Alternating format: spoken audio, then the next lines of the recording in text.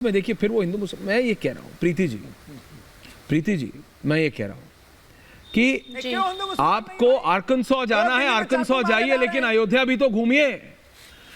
Take best of every civilization, भाई सबकी अच्छाइयां लीजिए। आपने अंकल आंटी बना दिया, ठीक है, बहुत अच्छी बात है। चाचा चाची भी, नाना नानी भी, मामा मामी भी, बुआ भी, सब अंकल आंटी हो गए, ठीक है, कोई बात। लेकिन अपने ही माँ बाप से इतना कट जाना, आप देखिए ये क्या हो रहा है। महिलाएं, बेटियां इसमें फंस जाती हैं।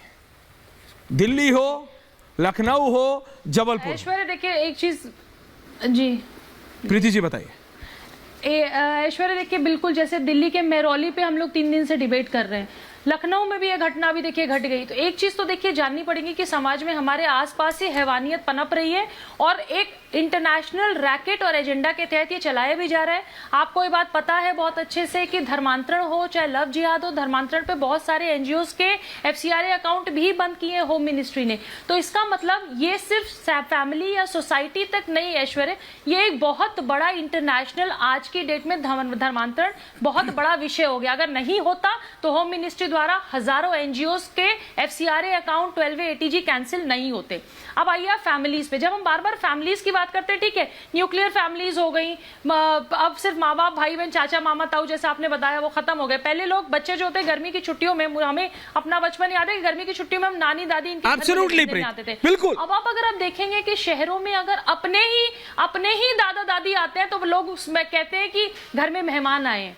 हमें अपने बचपन में याद है कि दादा दादी आए और हम अपने दादा दादी को कह सकते थे घर में मेहमान आए, मतलब घर वाले पिटाई अलग करते हैं और सजा अलग मिलती। ये हो गई फैमिलीज। तो फैमिलीज का कल्चर भी बदला है।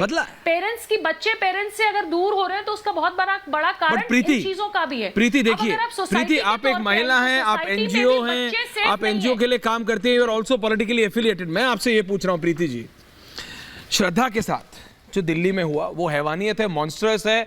मेरी वोकैबुलरी मुझे धोखा दे सकती है, लेकिन मैं एक्सप्लेन नहीं कर पाऊंगा कि क्या है वो। आप समझ रहे हैं जी? एक लड़की का किसी की बेटी के 35 से ज्यादा टुकड़े करके ये व्यक्ति उस फ्रिज में रखता है और उसी फ्रिज से खाना खाता है, पानी। जो अभी हाजिर खान साहब ने कहा ना, इसे खुले में फांसी दे देनी चाहिए। मैं कह रहा हूं उससे भी कोई कड़ी कार्रवाई हो। सरवर साहब सबके लिए मैं आ रहा हूं। Ma'am I am coming back to you, लेकिन Preeti ji I just want 30 more seconds. लेकिन वो एक मानसिकता है ना जो हमारे आसपास पनप रही है, वो एक मानसिकता है ना। आप सोचिए कि एक लड़की के 35 टुकड़े करके उसी बेडरूम में रखा हुआ है, फ्रिज में सिर रखा हुआ है, और जब फ्रिज खोलता है तो उस लड़की की श्रद्धा की शक्ल देखता है। आप सोचिए, और डेटिंग ऐप पे लड़कियों से बातें कर रहा है, लड़कियों को भी अपने घर लेके आ रहा है। और एक चीज आपको समझनी होगी कि जितने भी केसेस देख रहे हैं उसमें बहुत ज्यादा केसेस अगर एक धर्म विशेष से आते हैं तो उस धर्म विशेष के भी बड़े जो इस्लामिक स्कॉलर हैं, बिल्कुल हाजिर खान साहब ने बोला, सरवर जी ने बोला, आई सपोर्ट देम टुडे। लेकिन मैं कह रहा